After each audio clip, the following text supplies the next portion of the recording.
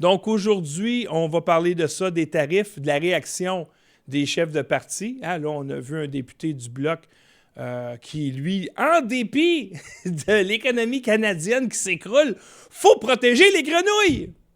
Et aussi, ah ben là, on est cave, nous autres. Au Canada, on est cave. On est imbéciles, nous autres. Il y a des pipelines sur la planète au complet. Puis ils n'ont pas de problème d'échappement dans l'eau potable. Mais non, nous, on est trop cons pour faire ça. On est vraiment trop cons. Puis le pétrole canadien, il est tellement sale. Faut pas utiliser nos ressources, chers amis. C'est un pétrole qui est sale. Nous, les Québécois, on n'aime pas ça quand c'est sale. On aime ça quand c'est propre. Puis c'est pas grave qu'au Canada, qu'on a plein de pétrole, qu'on n'est pas capable d'envoyer ses côtes, puis on importe, à moins que je me trompe, 500 000 barils de pétrole par jour au Canada.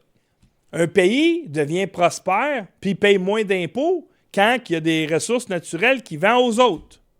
C'est pas compliqué. Pourquoi que dans beaucoup d'États américains, ils n'ont pas de taxes dans l'État puis ils n'ont pas de taxes à la consommation? C'est juste les entreprises qui payent des impôts. Comment ça se fait qu'aux États, comme au New Hampshire, qu'on va aller faire un petit tour là d'ailleurs, comment ça se fait qu'eux autres, ils n'ont pas de taxes à la consommation puis ils n'ont pas d'impôts sur le revenu pour les citoyens? Bien, parce qu'ils ont des ressources, puis ils vendent leurs ressources, puis avec ça, bien, ils se payent qu'est-ce qu'ils ont à se payer. Mais ici, on n'a plus de ça au Canada. Alors, quand les politiciens disent on va baisser les taxes et les impôts, c'est impossible! C'est impossible parce que notre plus grande richesse, qui est le pétrole, je ne suis pas capable de le vendre ailleurs. Je n'ai pas le choix de le vendre aux États-Unis à rabais. Je ne peux pas le vendre parce que je ne suis pas capable de l'emmener sur les côtes. OK? Puis ça, c'est le Bloc québécois qui empêche ça, le Parti libéral, le Parti vert, tous les partis. Sauf le Parti conservateur et le PPC, évidemment. Alors, on est dans le chenoute, les amis, là, parce qu'un pipeline, ça ne se construit pas de même. OK? Fait que là, on est dans la merde, là. Puis une usine, ça se bâtit pas de même. Puis un pipeline, ça se bâtit pas de même. Des infrastructures, ça se bâtit pas de même. Puis ça se bâtit avec de l'argent qu'on n'a pas.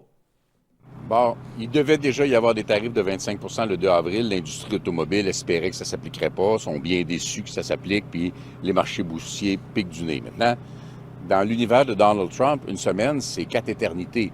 Il peut se passer beaucoup de choses. Il peut changer d'idée, revenir, avoir des appels, subir des pressions, avoir des gens intelligents autour de lui qui vont se rendre jusqu'à lui en tassant les autres, puis en disant « vous ne pouvez pas aller de l'avant avec ça ». Ce ne serait pas comme tel une nouveauté, ce serait une déception qu'il ne change pas d'idée.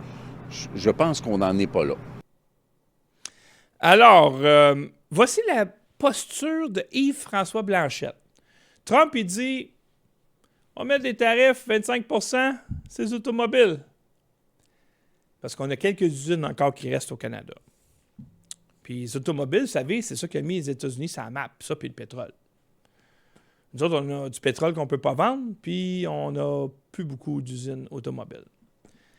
Alors lui, il dit « ah, fais-toi-en pas avec ça parce que c'est juste dans une semaine. » Puis Trump, dans une semaine, il peut changer d'idée 4 fois. Pas de panique.